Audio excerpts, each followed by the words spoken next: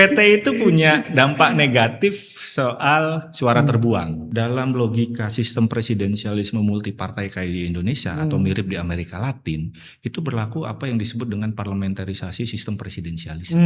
Menghitung jumlah partai efektif di parlemen, menghitung jumlah kekuatan partai di parlemen itu tidak hanya berdasarkan jumlah berapa partai di parlemen, tapi berdasarkan proporsi penguasaan kursinya. Biarpun PDI di luar pemerintahan, ketika misalnya ada yang afiliasinya dengan PDI untuk ikut tender, selama dia ini ya udah dilulusin aja. Iya. Ya. Karena kan menjadi oposisi kita tahu lah real politiknya orang kalau jadi oposisi menderita lah.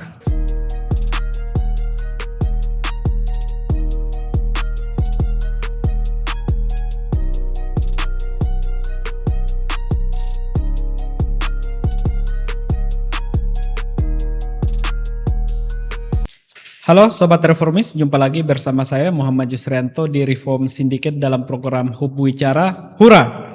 Kali ini kita kedatangan tamu pegiat pemilu dan demokrasi, Mas Eri Kurniawan, Direktur Eksekutif Sindikasi Pemilu dan Demokrasi. Apa kabar Mas? Sehat? Alhamdulillah sehat. Alhamdulillah. Gimana nih cuaca demokrasi kita hari ini? Baik-baik aja atau lagi agak-agak mendung nih? Ya sementara baik-baik aja ya. Sementara baik-baik aja. Tapi sering berubah-berubah. Unpredictable. Unpredictable ya.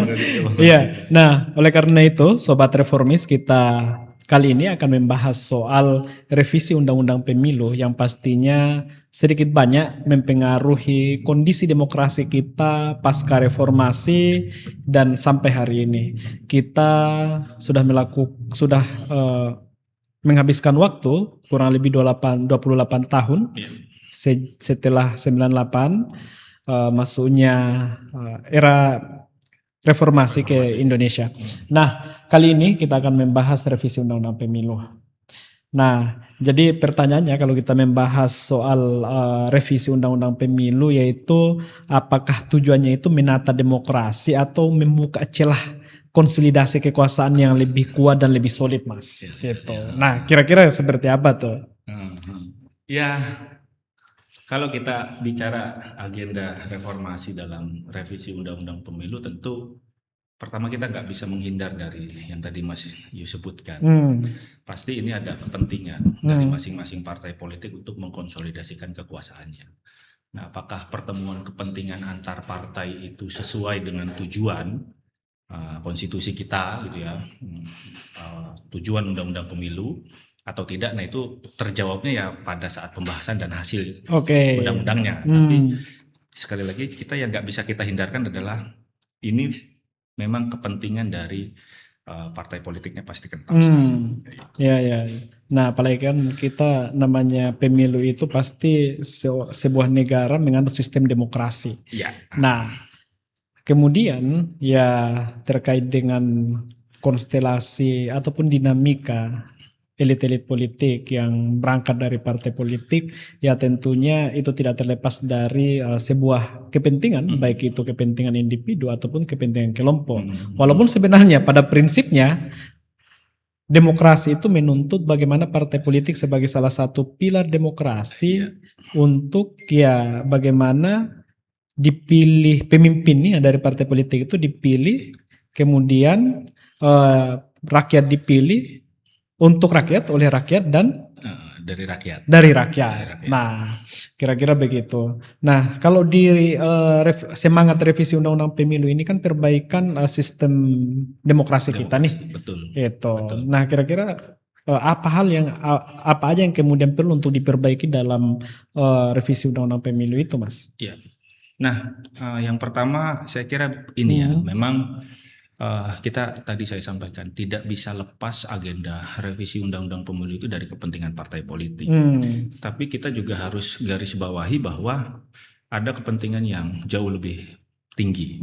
Ya kepentingan negara tentunya, kepentingan pemilih sebagai masyarakat, kepentingan dari pemerintahan yang dihasilkan lewat pemilu itu bisa kalau pemilunya demokratis, asumsinya pemerintahan terpilih itu kan berorientasi pada kebijakan-kebijakan yang pro terhadap kesejahteraan rakyat. Sebenarnya tujuan besar dan jauhnya kan ke arah sana, pemerintahan yang responsif.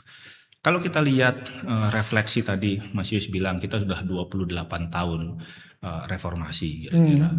Dan kita masih tertatih-tatih dalam membangun konsolidasi demokrasi Ya, kita. betul. Kira-kira Ya, kayak kita gitu. lebih dominannya itu pada prosedural demokrasi aja. Prosedural, persis. Substansi demokrasi masih jauh. Masih sangat jauh. Nah, ini yang memang kalau kita bicara antara prosedur dengan substansi, itu kan sesuatu yang sebenarnya tidak bisa dipisahkan. Iya. Pelembagaan administrasi atau prosedur demokrasi itu jadi satu keharusan, tapi nilai substansinya juga harus dijaga. Cuman kalau kita lihat ansih Indonesia 28 tahun pasca reformasi, fokus kita itu sangat besar. Sumber daya kita itu juga sangat besar untuk membangun kelembagaan demokrasinya. Yang prosedur tadi, misalnya kita bangun ada Mahkamah Konstitusi, kita bangun ada KPU, KPU-nya sampai dengan level kabupaten kota, Bawaslu, ada lagi Bawaslu, DKPP, ada lagi DKPP, belum komisi-komisi yang lain. Jadi semua perangkat demokrasi kita itu dilengkapi dengan segala sumber daya tentunya kan, kita mikir desainnya, kita ciptakan undang-undangnya, sampai kemudian kita juga membiayai itu lewat APBN, pembiayaan untuk KPU, Bawaslu, pemilu dan lain sebagainya. Cuman kita selalu lupa bahwa tidak pernah mau menginvestasikan baik itu tenaga, pikiran, bahkan sampai biaya untuk menjaga nilai-nilai demokrasi, Mas Yus. Nah, itu yang menjadi persoalan. Ya, betul. Jadi istilahnya institusi demokrasinya megah, MK-nya megah, KPK-nya megah, KPU-nya megah, Bawaslu-nya megah, hampir semuanya megah. Tapi kita sangat kurang dalam menginvestasikan sumber daya kita untuk pendidikan politik misalnya. Sekarang kita ketika membangun semua institusi demokrasi, kita kurang melakukan pendidikan politik, hasilnya kita dapatkan sekarang. Berarti artinya investasi sampai hari ini dalam konteks ini kan investasi anggaran sampai dengan anggaran. Sampai ke anggaran kan. Sampai dengan untuk anggaran. Kita berbicara soal jangka panjang. Betul. Nah, berarti masih kita mengalami kegagapan dalam melakukan investasi itu. Ya, untuk mencerdaskan kehidupan politik kira-kira. Makanya tapi kan ini Mas, untuk melakukan pencerdasan atau political education ke masyarakat itu kan bukan hanya dari pemerintah, tapi ada partai politik dan civil society yang lain. Betul, betul. Nah, makanya kemudian saya bilang bahwa yang paling kuat dari sektor yang ada kan sektor negara. Sektor negara punya kewajiban untuk melakukan pendidikan politik, misalnya lewat KPU kalau masa tahapan pemilu, sekaligus di luar tahapan pemilu juga, kepada Kementerian Dalam Negeri misalnya, pemerintah gitu ya, itu juga punya kewajiban. Tapi kalau kita ngelihat proporsinya itu selalu lebih kecil dibanding sektor lainnya. Selalu lebih kecil. Padahal kita sekarang sadar betul bahwa setiap efek negatif dari pelaksanaan pemilu, misalnya politik uang, misalnya soal hate speech, ujaran kebencian, misinformasi, disinformasi, itu karena masyarakat kita itu nggak pernah dididik dengan cukup untuk menghadapi momen itu. Berarti jangan-jangan ini Mas, penyelenggara ataupun negara fokus pada pendidikan politik ketika hanya menjelang pemilu aja. Betul. Padahal kan sebenarnya kemarin udah pilkada serentak, kemudian pemilu itu ada pilpres dan pileg di dalamnya, ada juga DPD. Nah, harusnya kan penyelenggara ini memiliki waktu yang banyak untuk melakukan pendidikan politik ke masyarakat. Tetapi kita lihat faktanya di daerah kayaknya mengalami stagnasi nih penyelenggara. Setelah pilkada antara ada dan tiada terkait dengan tugas-tugasnya tuh gimana Mas? Betul. Nah, memang faktanya. Ya, faktanya kita dapatkan bahwa intensitas untuk melakukan pendidikan politik drop. Karena yang paling kentara pasti pertama soal anggaran. Kalau anggaran tahapan mungkin lebih melimpah, sehingga banyak event untuk melakukan pendidikan politik. Begitu tahapan selesai mungkin anggarannya nggak sebesar waktu tahapan pemilu, sehingga yang diuji kan sekarang kreativitas KPU-nya. Dengan anggaran yang minim masih bisa nggak melakukan itu. Gimana KPU berkreasi kan ini beda. Gimana mereka mendapatkan sumber-sumber anggaran melaksanakan kegiatan pendidikan politik ketika ya tugasnya mereka bukan bisnis atau ini. Mereka hanya mengandalkan uang APBN lah kira-kira, karena tidak diperbolehkan untuk berbisnis. Nah, yang menarik tuh gini Mas Yus, misalnya ini studinya Sarah Giles, kurang lebih di 13 negara yang transisi demokrasi dari otoritarian ke demokrasi. Jebakannya sama. Mereka fokus untuk membangun institusi demokrasinya, mereka fokus untuk membangun kerangka hukum yang kuat, Iya. uang, sumber daya, tenaga, pikiran tuh membangun itu. Oke. Tapi selalu lemah dalam bagaimana mendesain skema pendidikan politiknya. Apakah itu nanti dimandatkan ke KPU sebagai representasi negara, termasuk dimandatkan ke partai politik. Karena kan itu mandat undang-undang parpol juga salah satunya melakukan pendidikan politik. Iya, iya. Cuma yang lagi-lagi jadi keluhan teman-teman di partai politik kan anggarannya terlalu kecil. Kreativitasnya juga belum muncul. Nah ini beda dengan negara-negara yang memang dari sisi demokrasinya mapan. Misalnya kita rujuk beberapa negara Eropa Barat, Jerman misalnya. Jerman oke. Jerman itu ada 16 negara bagian dan setiap negara bagian itu punya semacam lembaga pendidikan politik. Oke. Negara yang Iya, iya, biayai. iya. Nah dari Ini beda dengan Kesbangpol di kita ya? sebenarnya mirip. Sebenarnya mirip, cuma mereka kayak lembaga tersendiri Di luar dari kementerian. struktur pemerintahan. Tetap di biaya APBN kayak Oke. kayak komisi pendidikan politik lah misalnya kayak gitu ya. Komisi iya, pendidikan iya, politik yang dia kemudian tugasnya itu semacam kalau di teman-teman di dunia NGO itu semacam ini funding, Iya, iya, iya. donor internasional. Bukan George Soros tapi yang lagi rame yang lagi sekarang rame ya. ya. Nah, memang negara kasih ke 16 lembaga pendidikan politik itu dan 16 lembaga pendidikan politik itu memang ya buka ke LSM. Kamu mau melakukan pendidikan politik silahkan. Ya jadi LSM itu kirim proposal segala macam. Itulah negara itu hadir. Berarti itu bedanya dengan kita nih. Kalau kita di Indonesia ini kan LSM atau NGO ini khususnya yang fokus pada demokrasi dan politik. Jadi dananya bukan dari negara, tapi dananya dari luar. Tadi George Soros misalnya. Nah itu kan salah satu celah kekurangan kita. Iya kan? Iya. Ketergantungannya keluar. Akhirnya anggaplah itu kekurangan kita. Iya. Yang harusnya kita tambal dengan misalnya ada Indonesian Aid atau Indonesia Trust Fund atau Indonesia Democratic Fund. Atau kita karena mungkin kekurangan anggaran ya APBN. Saya kira kalau kekurangan anggaran enggak. Ya, karena banyak kebocoran juga ya. Under invoicing. Iya. Nah saya kira tidak butuh terlalu banyak sumber daya negara. Misalnya ya, katakanlah kalau kita punya alokasi yang sedikit saja itu dititipkan ke KPU, terus kemudian dititipkan ke partai politik. Misalnya kan partai politik lah, satu partai 1 triliun. 1 tahun misalnya itu udah mewah sekali. Udah mewah. Katakanlah ada 18 partai yang lolos parlemen. Iya. Kita butuh cuma 18 triliun misalnya. Yang lolos pemilu ya. Pemilu misalnya. Nanti tinggal itu skema pembagian. Atau kalau misalnya 1 triliun dianggap besar, ya satu partai 500 miliar aja untuk pendidikan politik udah sangat luar biasa. Betul. Apalagi kan partai di Senayan ada 8 dan partai-partai besar kan. 12 di luar. 12 di luar. Nggak lolos. Nah, gimana yang di luar ini untuk memperkuat pembasisan di bawah ya mereka butuh modal dan supaya agent politik ini bisa dikurangi. Karena partai kan dia makin jauh dari konstituennya. Nah ini yang paradigma yang membedakan antara kita dengan misalnya Jerman tadi ya. Negara itu hadir dan negara itu bukan pemerintah. Istilahnya. Betul. Jadi pemerintah itu adalah governance. Governance itu adalah pejabat-pejabat yang dipilih oleh pemilu, perdana menteri lah, anggota DPR. Nah, mungkin karena kita masih gagap membedakan antara negara dengan government ini, dengan state pemerintah. dengan government kan.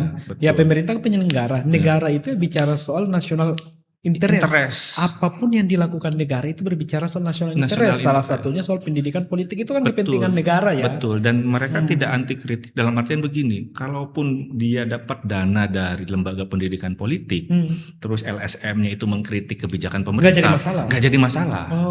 Forum deliberasinya jalan.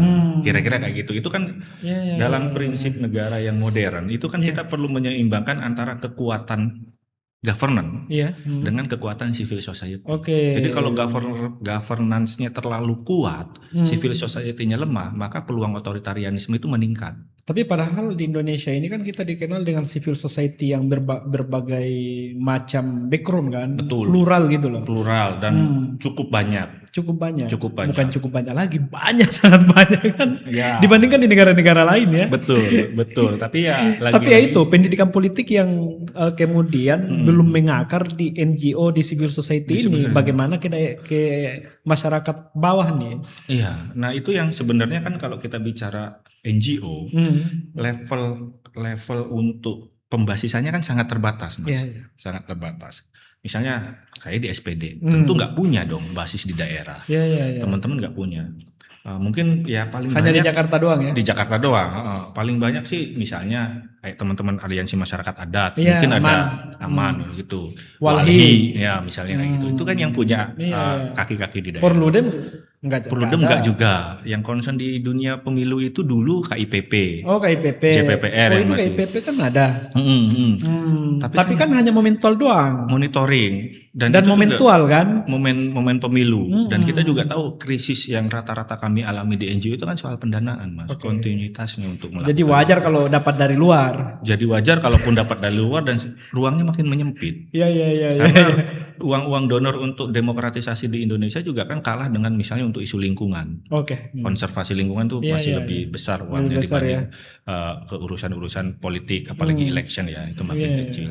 Padahal tekanan kita terhadap demokratisasi khususnya di pemilu makin besar sekarang. Oke. Saya kembali misalnya tadi urusan 28 tahun kita bereformasi. Kalau dulu kan kita dianggapnya eksekutif heavy, Iya. zaman Orde Baru. Maka kemudian agenda reformasi itu bagaimana menyeimbangkan check and balances antara dua cabang kekuasaan ini, Iya. eksekutif dengan legislatif. Makanya pasca reformasi disebutnya legislatif heavy. Hampir partai politik yang diistimewakan di Undang-Undang Dasar lah Iya, kira-kira. iya, iya. Tapi faktanya nggak gitu, Mas Yus. Iya, gimana, Mas? Ya sepanjang kita menerapkan sistem presidensialisme, maka embed di dalamnya itu melekat potensi-potensi otoritarianisme. Makanya pasca kita memang mengalami kendala.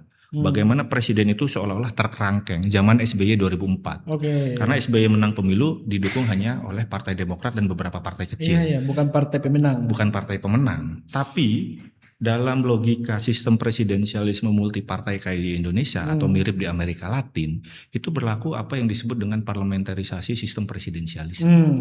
Berlaku logika-logika parlemen. Disitulah tercipta check and balancing. Disitulah harusnya tercipta check and balances ketika misalnya satu partai yang presiden pemenang pemilu dengan partai pendukungnya itu membajak partai-partai lain. Kita ingat 2006 atau 2007 kan akhirnya Golkar kena bajak ketika wakil presidennya Pak JK.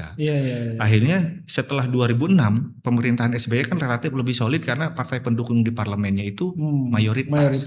Tapi apalagi masih ada apalagi 2009 kan? 2009, tapi zaman Pak SBY masih enak. Ada PDI Perjuangan yang ngambil yang oposisi.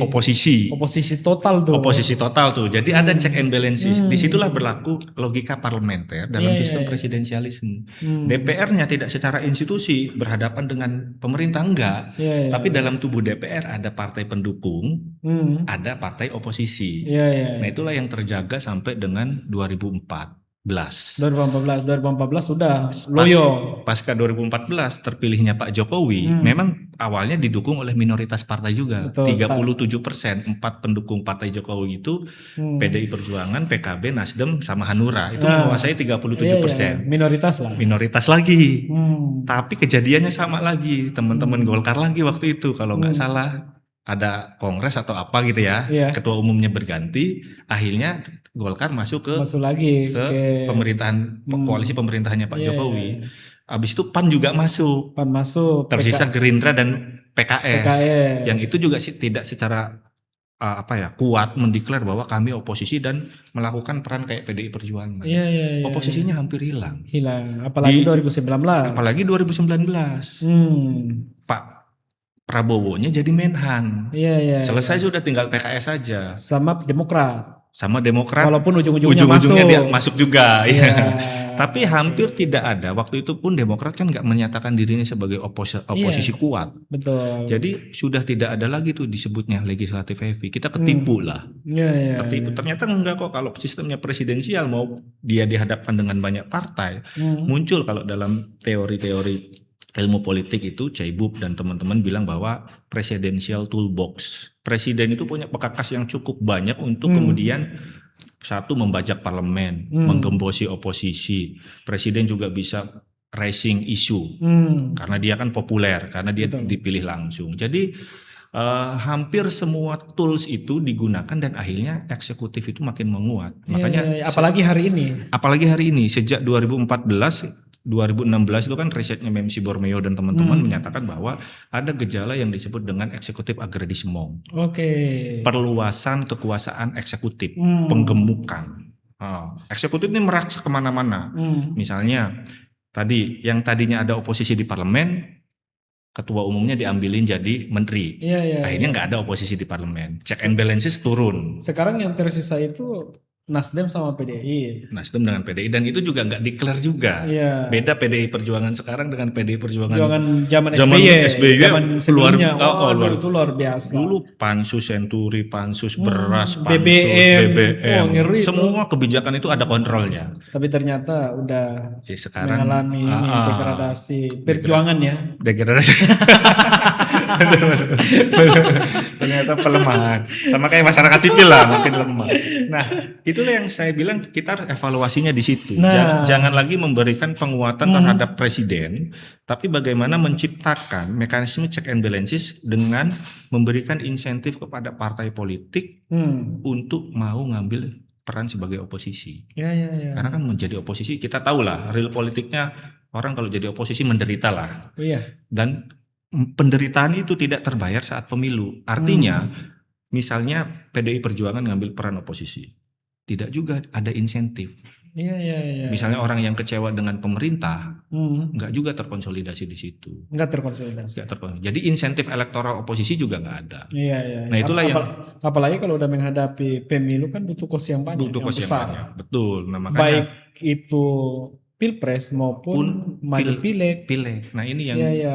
Jadi mereka menghitung kan, iya. Kalau kita terlalu kritikus berarti berat ya. Nah, itulah yang disebut oleh kami di SPD jebakan sistem atau paradoks reformasi elektoral. Iya. Tapi kemarin waktu Presiden Prabowo berpidato hari Rabu minggu lalu, kan dia menyampaikan bahwa biarpun PDI di luar pemerintahan, ketika misalnya ada yang afiliasinya dengan PDI untuk ikut tender, selama dia ini ya udah dilulusin aja. Iya, betul. Itu kan maksud saya kan itu kan kedewasaan berpolitik dalam konteks presidennya. Betul. Kita nggak tahu faktanya kan. Oh, itu dia. Iya, kalau arah kebijakan jelas lah. Misalnya Pak Prabowo bilang kayak gitu kan itu udah bisa disebut arah kebijakan presiden bahwa selama kompetensinya masuk, apakah itu dari afiliasi PDI Perjuangan sebagai oposisi atau enggak, jangan diganggu kira-kira. Itu juga kayak budaya politiknya Amerika. Kalau Demokrat menang, maka Republik bisnisnya juga gak diganggu dalam tanda kutip ya, bisnisnya istilahnya. Nah, itulah sebenarnya yang diharapkan dalam kedewasaan berdemokrasi ya. Demokrasi. Karena yang sangat kita butuhkan sekarang itu adalah penyeimbang kekuasaan. Karena kita ini kalau dalam kacamata kami di SPD ya, Mas Yus, sejak 2019 itu yang namanya eksekutif agredisme itu kan makin kuat.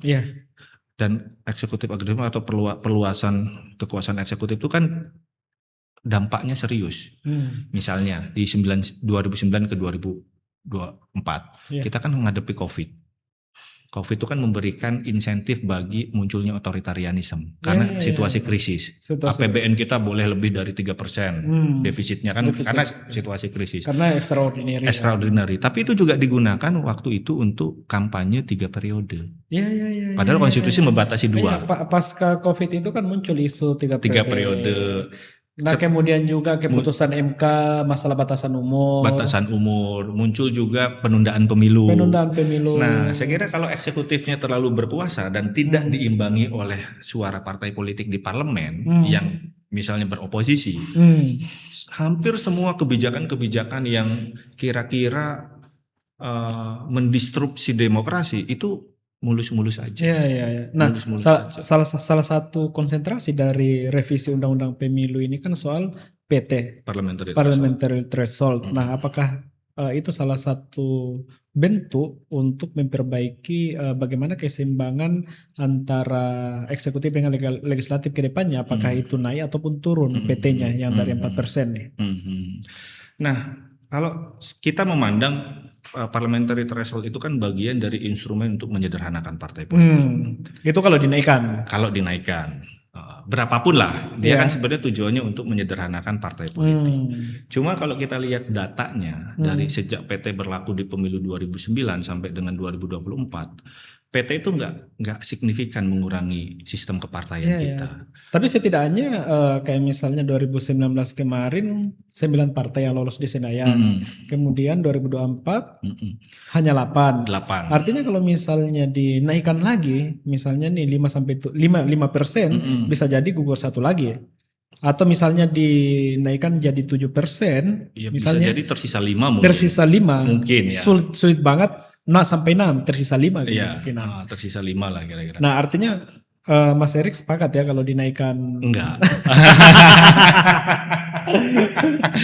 Begini, PT itu punya dampak negatif soal suara terbuang. Suara terbuang. Memang Kemarin 17 juta. 17 juta. Memang kan ada kombinasi ya antara PT dengan jumlah partai politik. Kita tuh menghadapinya gini, kalau kita bicara soal sistem partai yang sederhana kan kita harus merujuk dong. Itu kategorinya apa, definisinya dari mana. Misalnya definisi sistem kepartaian kan dikeluarkan sama Giovanni Sartori. Iya. Kalau partainya itu dua partai sebutnya dui partai. Kalau multi partai sederhana itu antara 3 sampai dengan 5. Terus kemudian kalau multi partainya ekstrim itu biasanya di atas 7. Di atas 5 sampai 7 lah. Kita masih ekstrim. Kita ekstrim nih. Sangat ekstrim. Tapi Sartori itu definisinya Sartori itu dilengkapi oleh Lakso dan Tagapera, salah satu pakar matematika pemilu. Yang dia bilang bahwa menghitung jumlah partai efektif di parlemen, menghitung jumlah kekuatan partai di parlemen itu tidak hanya berdasarkan jumlah berapa partai di parlemen, tapi berdasarkan proporsi penguasaan kursinya.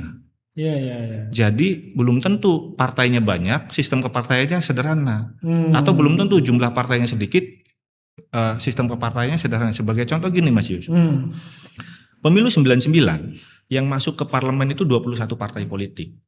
Tapi kalau kita hitung dengan formula INPP, effective number of parliamentary parties itu ya, definisinya Lakso dan Tagapera, itu sistem kepartaian kita 4,7. Artinya 5 partai dominan.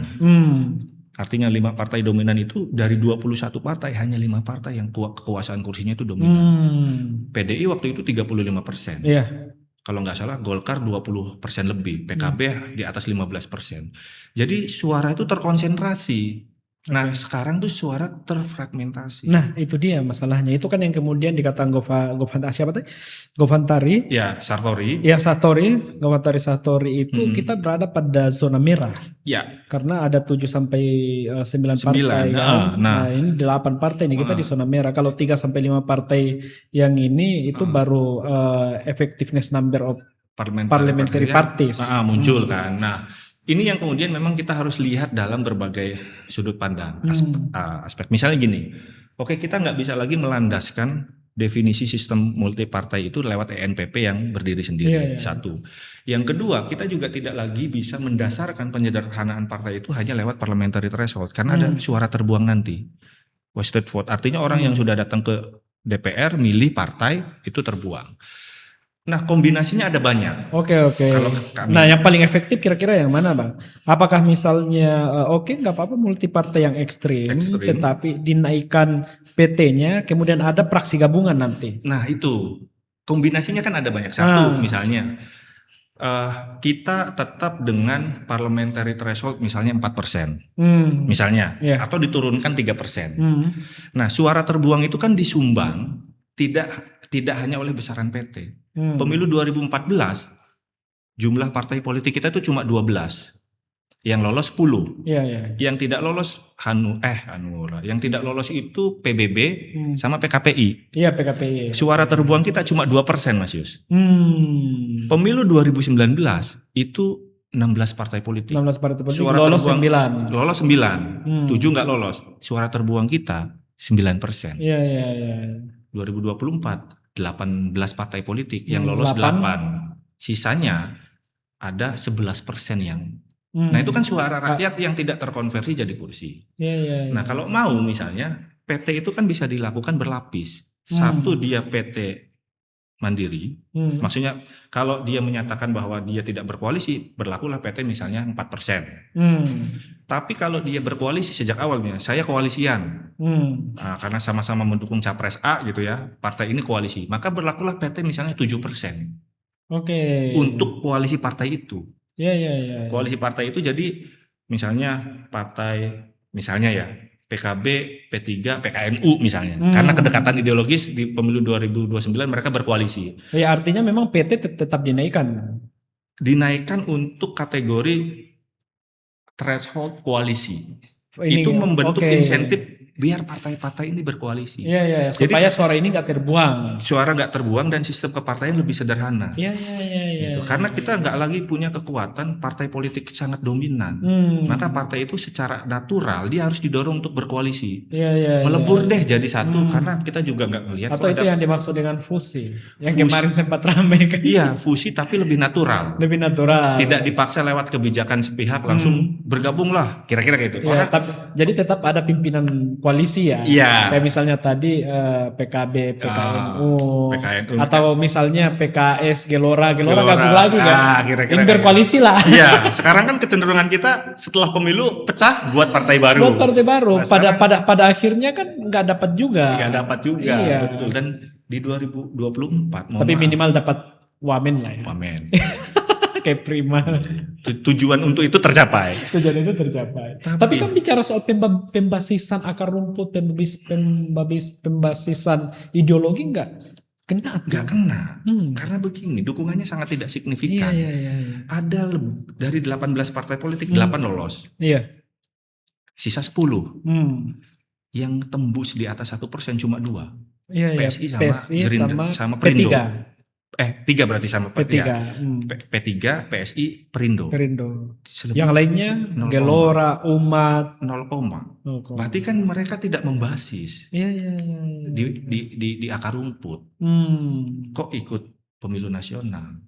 Nah, menurut saya mungkin kita harus mengetatkan syarat itu. Oke, berarti gini, Mas. Artinya itu. memang PT ini dinaikkan, tapi ada skema koalisi. Betul. Kalau mau dinaikkan koalisi. Untuk mencapai PT yang sudah ditentukan. Ya, untuk menghindari suara terbuang tadi. Iya. Misalnya kalau P3 kemarin koalisian sama PKB, selamat dia. Atau P3 koalisian sama siapa gitu ya, partai yang 0, mungkin dia selamat. Jadi suara terbuang sisa. Dan itu berlaku mulai dari daerah sampai nasional. Bisa karena pemilu kita kan serentak antara DPRD provinsi dengan DPRD kabupaten kota. Tapi saya ini bicaranya nasional. Karena PT ini berlaku di nasional kan. Kalau dia diberlakukan di daerah bisa jadi skemanya sama. Misalnya untuk level provinsi misalnya 3%. PT partai. Nanti PT koalisinya 5% misalnya kayak gitu misalnya. Kalau aku berjenjang kan. Iya. Kalau untuk ini pemisahan antara waktu pemilu dengan pilkada.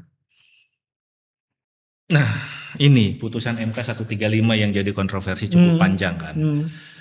Memang saya juga menangkap beberapa informasi bahwa DPR sendiri kan kurang berkenan dengan keputusan Mahkamah Konstitusi. Makanya agak lama perdebatannya. Kita pernah beberapa kali ditanya oleh teman-teman di partai politik sebenarnya putusan MK 135 ini gimana? Karena DPR juga kan punya argumentasi misalnya gini, kalau dipisah antara pemilu nasional dengan lokal, bagaimana dengan masa jabatan DPRD? Karena itu di pasal 22 itu kan diatur bahwa pemilu itu 5 tahun sekali. Kalau artinya ada tambahan untuk daerah. Kalau dia 5 tahun sekali dan kemudian dimundurkan, nah terlanggar nggak pasal itu? Pasal konstitusi itu misalnya satu contoh. Nah yang kedua ini juga desain dari kemudian apakah ada juga kekhawatiran apakah kemudian kalau pemilunya nasional lokal itu nanti nggak sinkron, nggak kongruen antara pemerintahan pusat dengan pemerintahan daerah. RPJMD itu nggak ketemu dengan RPJMN. Nah misalnya dalam konteks negara kesatuan kekhawatiran itu normal. Hampir di semua negara bahkan federal sekalipun itu memperhatikan aspek integrasi dalam menentukan sistem pemilunya. Nah kita dalam melakukan revisi undang-undang pemilu kadang tidak melihat bangunan sistem pemerintahan, kita tidak melihat bangunan sistem negara kita, kesatuan federal gitu ya. Yang baik kesatuan maupun federal, maka kehendak untuk mengintegrasikan bangsa itu harus dominan, harus jadi tujuan desain sistem pemilu kita. Makanya KPU bikin tagline-nya pemilu sebagai sarana integrasi bangsa. Saya nggak tahu KPU ngerti nggak filosofinya. Karena itu kan juga kalau misalnya serentak 5 kota itu kan mempengaruhi juga beban KPU Bawaslu. KPU Bawaslu betul. Bayangkan misalnya kemarin 2024 yang meninggal penyelenggara 125 orang. Ya, 2019 jauh lagi. jauh lebih tinggi, Jauh lebih tinggi. hampir 800 orang. Hmm. Tapi saya mau bilang begini, Pak Yus. Kita coba studi komparasi kan, kita coba riset di teman-teman itu di SPD, ada nggak sih model pemilu itu yang desainnya seperti putusan 135, memisahkan pemilu nasional dengan daerah benar-benar diametral tuh. Ini pemilu pusat, presiden, DPR, DPD, oke. ini pemilu daerah, gubernur, DPRD, wali kota, DPRD. Nah, kita nggak menemukan satu model yang kira-kira sama persis. Iya, Amerika pun juga nggak kayak Amerika gitu. nggak. Walaupun berbeda waktu Pemilihannya. pilpres dengan pilkada ya. Ya, pilkadanya beda. Pileg ya, rentan waktunya dikit banget. Nah, kita nemukan misalnya dalam model pemilu-pemilu yang simultan itu kan biasanya Brazil. Nah, Brazil juga nggak sediametral itu. Yang kami coba temukan datanya itu Brazil itu misalnya gini. Brazil itu pemilu nasionalnya itu mencakup pemilu provinsi. Saya kira ini dekat nih dengan sistem negara kita nih. Nah, kemudian barulah 2 tahun kemudian pemilu kabupaten kota. Nah, kita kira ini lebih sesuai dengan prinsip negara kesatuan karena begini. Presiden kepanjangan tangannya di daerah itu gubernur. Asasnya dekonsentrasi. Kira-kira kayak gitu. Makanya kemudian menurut kita mungkin agak logis kalau misalnya pemilunya itu pemilu nasional itu dilaksanakan bareng dengan pemilu gubernur. Karena kedekatan antara fungsi gubernur sebagai jembatan otonomi daerah ke bawah. Atau gubernur ditunjuk langsung aja. Berpanjangan tangan kan. Ya, betul bisa. Nah, supaya nggak habiskan anggaran. Nah, maksudnya gubernur kan punya kedekatan gitu ya. Baru kemudian 2,5 tahun kemudian milih bupati misalnya. Karena prinsip kita adalah semangat otonomi daerah dulu itu kan ada di kabupaten kota. Kan kita harus menyeimbangkan kehendak antara kepentingan nasional, integrasi, dengan kehendak keinginan daerah untuk mengurus rumah tangganya sendiri yang disebut otonomi daerah. Gubernur lah ini yang jadi penjembatannya. Gubernur yang jadi manajer lah. Manajernya. Ini kan masalahnya gubernur dengan wali kota bupati kadang-kala crash kan. Ya. Jadinya. Apalagi kalau partainya beda. Nah, saya ngerasa bahwa mungkin desain itu lebih mendekati dari sistem ketatanegaraan kita. Artinya nggak perlu didiametralkan begitu. Biarkan saja misalnya ada pemilihan presiden dengan gubernur gitu ya. Dekat karena itu sinkronisasi RPJMN, RPJMD misalnya. Baru kemudian kan kita juga tetap butuh ruang evaluasi di tengah masa jabatan.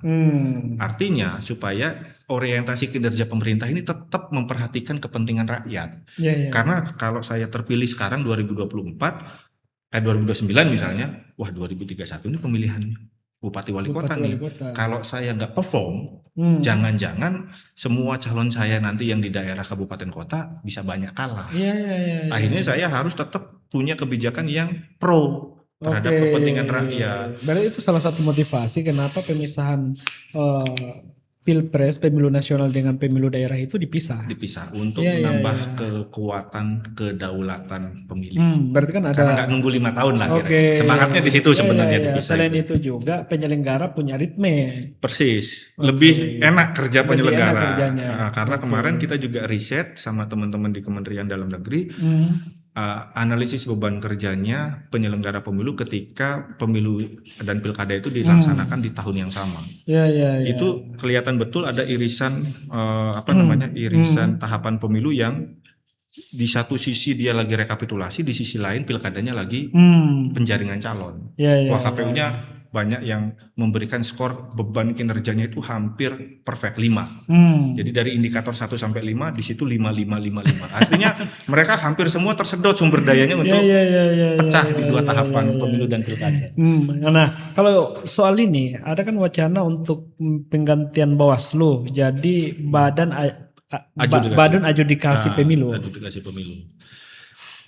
Nah, kalau saya ngerasa bahwa begini. Lahirnya Bawaslu dulu itu kan untuk menstimulus peran pengawasan masyarakat. Artinya Bawaslu itu adalah katalisator dari tadi masyarakat sipil. Bayangan saya Bawaslu itu akan jadi balik lagi George Soros nih Indonesia. Dialah yang akan menggandeng masyarakat sipil untuk melakukan pemantauan.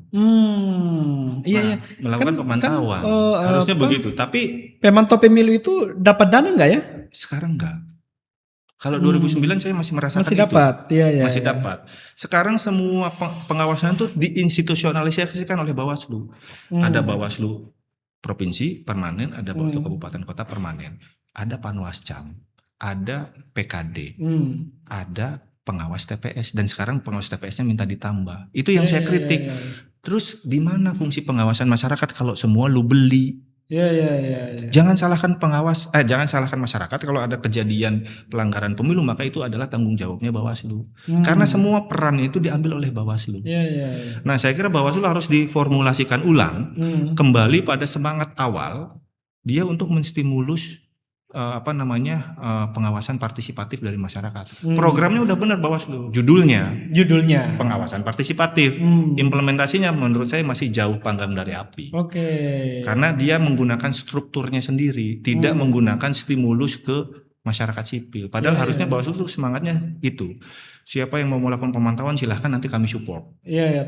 Tapi kan mau disupport tapi nggak ada insentif kan? Ya. Padahal Indonesia sangat luas. Sangat luas, dan saya kira banyak kok pemantau pemilu yang kalau kemudian difasilitasi oleh negara itu bisa berkembang. Cuma kan kita malas memfasilitasi itu. Negara ini negara yang tidak kreatif dalam memfasilitasi masyarakat sipil. Negara ini selalu mau jadi kewenangan kami aja, maka kami butuh pengawas TPS-nya nggak 1 orang, 2 orang. Ya udah pemilu aja sendirilah kalau kayak gitu. Kami juga pemilih nggak mau milih, kamu mau ngawasi apa? Kira-kira kayak gitu kan. Oke. Kalau untuk ini perempuan 30%. Ya Proporsional. kalau semangat afirmatif kan saya nggak bisa membantah. Iya, Itu harus dipenuhi lah. Kalau enggak saya diserang. Tapi kira-kira kan gini, memang dalam situasi politik yang paling ideal kan kita juga pengen ada netral gender ya. Politik itu tidak dianggap dunianya laki-laki, tidak juga dianggap dunianya perempuan. Tapi kan sebenarnya faktanya kan memang masih sangat timpang. Makanya ada afirmasi itu yang saya setuju dengan itu. Tapi sebenarnya ya kalau kita berbicara soal emansipasi gender semestinya nggak perlu ada proporsional. Betul. Jadi dibiarin aja bergerak secara natural. Persis. Nggak perlu diskemakan seperti itu dalam aturan kan. Betul. Gitu. Kalau kayak gitu kan termasuk memaksakan juga nih perempuan supaya terjun ke politik. Persis. Karena itu kita nggak lakukan secara, jadi ini gerakannya itu atau dorongannya itu dorongan struktural, menghadirkan regulasi, tapi tidak dorongan secara kultural. Padahal yang paling penting itu dorongan secara kultural. Betul. Kita bisa nggak teman-teman yang memperjuangkan afirmatif itu mendesain sistem pemilu yang ramah terhadap perempuan? Misalnya apa sih yang paling ramah? Perlu nggak ada kuota khusus? Jerman ini menarik, lagi-lagi Jerman menarik ini. Ada insentif lebih bagi caleg-caleg perempuan yang bertanding di level kabupaten kota. Kenapa? Karena ketika dia jadi anggota DPR di kabupaten kota, kayaknya itu lebih menarik tuh, insentif lebih bagi caleg-caleg perempuan. Kenapa? Karena kebanyakan perempuan kalau bukan anak pejabat, anak pengusaha, mana ada yang berangkat dari bawah, kan? Betul. Katanya Kakanda Bahlil itu tumbuh dari bawah. Iya. Kalau di Jerman kesadaran itu diambil karena gini, disadari bahwa mau nggak mau perempuan punya ruang domestik. Jadi ketika dia terpilih jadi anggota DPRD kabupaten kota, ruang publiknya terjaga, dia nggak perlu pindah ke ibu kota. Dia tetap tinggal di kotanya, tapi ruang publiknya diperluas. Kalau ada caleg perempuan di DPRD kabupaten kota, insentifnya kasih lebih. Bila perlu kasih dana kampanye. Bila perlu mungkin ada kuota khusus. Saya nggak tahu, desainnya bisa macam-macam.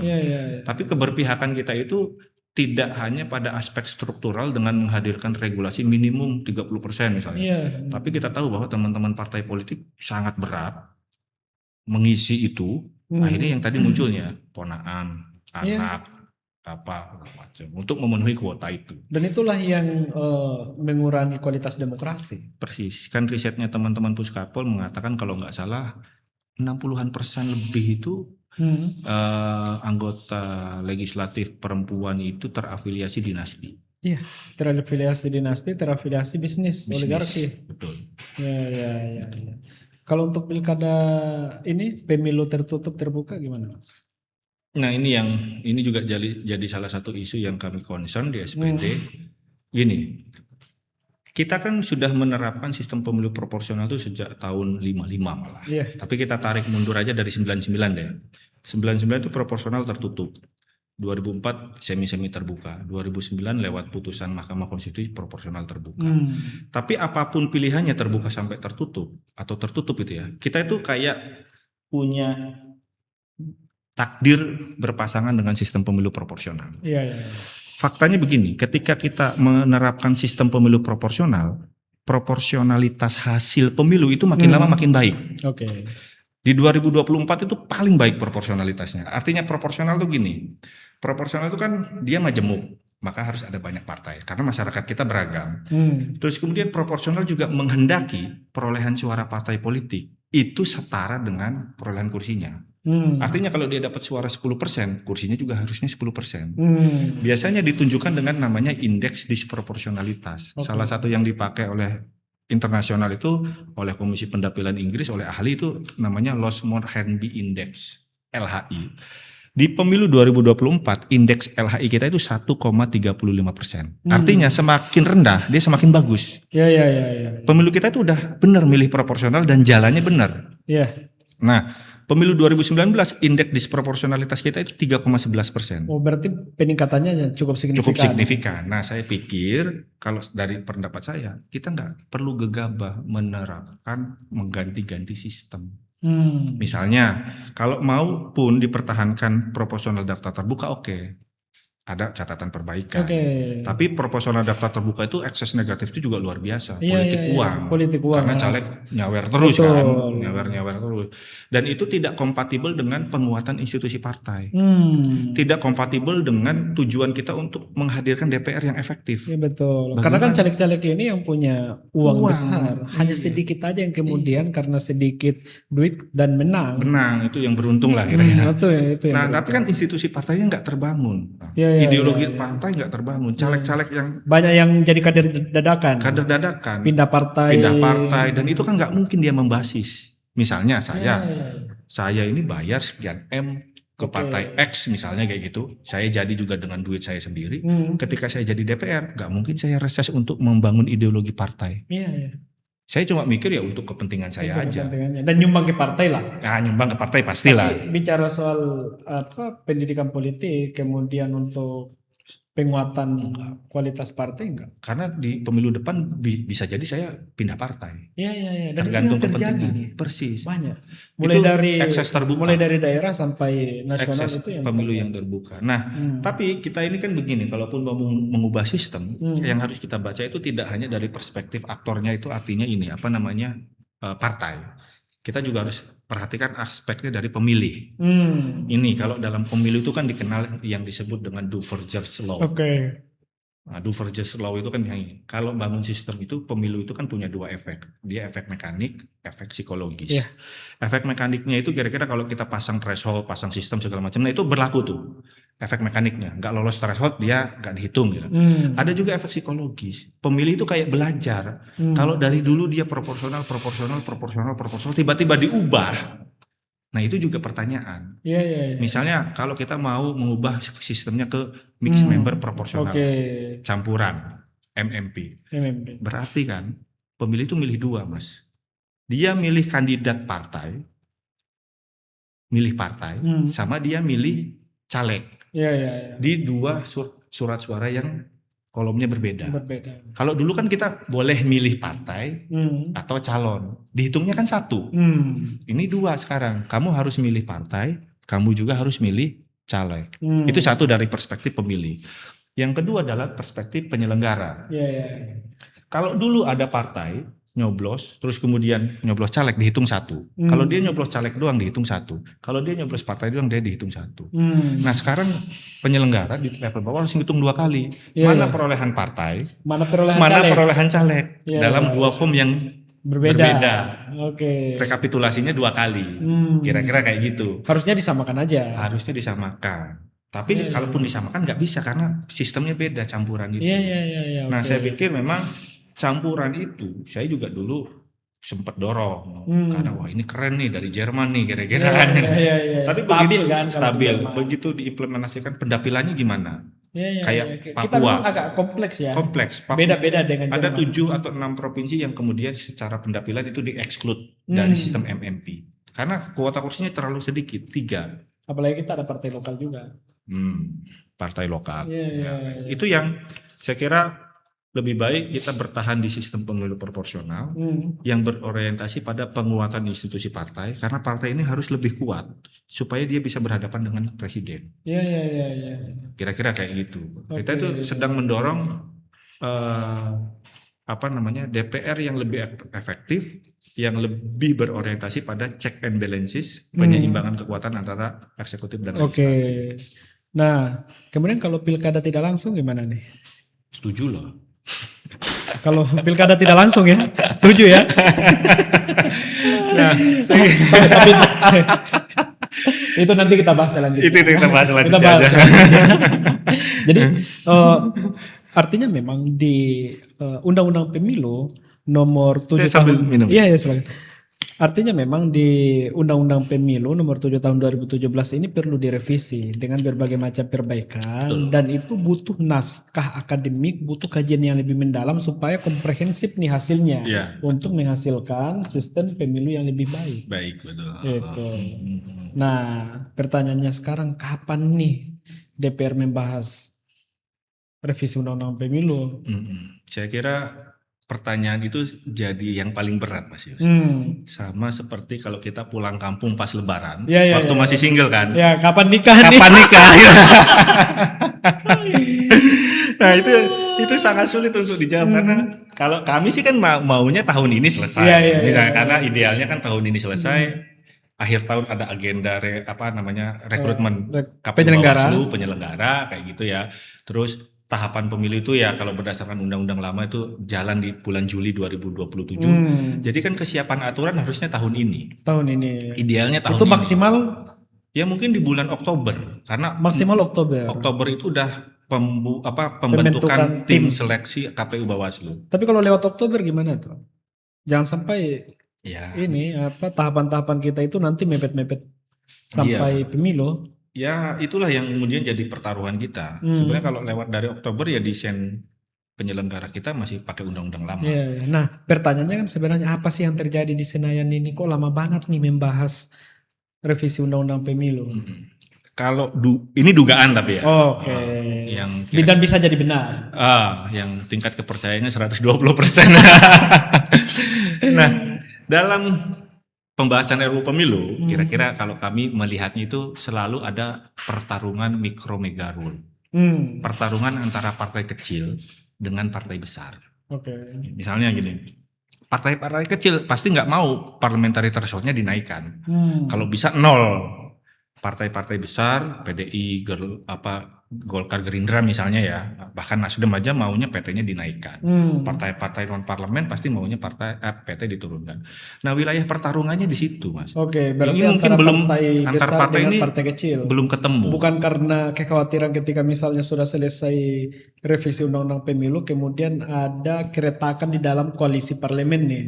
Akhirnya koalisi itu kabinet. Karena koalisi itu kan ada partai besar, ada partai kecil. Sejauh mana kemudian pembahasan revisi undang-undang pemilu itu membuat koalisi ini retak? Karena logika di undang-undang pemilu itu pertarungan partai besar, partai kecil. Nah, kayak misalnya yang diuntungkan untuk revisi undang-undang pemilu itu partai besar akhirnya kecewa nih, partai kecil kan? Mengancam keluar lah. Walaupun mengancam doang misalnya. Nggak berani juga. Nggak berani keluar. Keluar puasa. Iya, tapi ada logika di sana dan saya kira juga. Saya nangkap misalnya arahannya presiden misalnya. Kan presiden ini kan punya gaya politik yang sangat akomodatif. Sangat akomodatif. Kalau bisa revisi undang-undang pemilu itu memuaskan semua koalisi partai pendukung. Artinya mau dia partai besar, mau dia partai kecil, terpenuhilah keinginannya. Nah, cuma menyeimbangkan itu kan bukan perkara yang sulit. Iya. Nah, mungkin dugaan saya itu tidak dibawa ke ruang pembahasan formal di DPR. Oke, berarti hanya meja-meja Ya. kecil aja ya. Iya, meja-meja kecil yang coba mungkin ada isu-isu strategis kayak tadi PT-nya mau berapa, Iya, sistemnya iya. terbuka tertutup atau campuran. Siapa aja nih yang diajak Ya, nih? kayak gitu. Sehingga kemudian udah ada deal-deal tertentu baru ruang pembahasan dibuka. Iya, Sehingga iya, nanti iya. efektif. Hmm. Dugaan kita juga mungkin di situ. Oke. Kira-kira kayak gitu. Jadi ini pengkondisian dulu prakondisi kemudian- dulu lah. prakondisi dulu sampai kemudian ada konsensus, baru ruang pembahasan formal dibuka dan bisa berjalan cukup efektif lah, cukup Iya, cepat lah.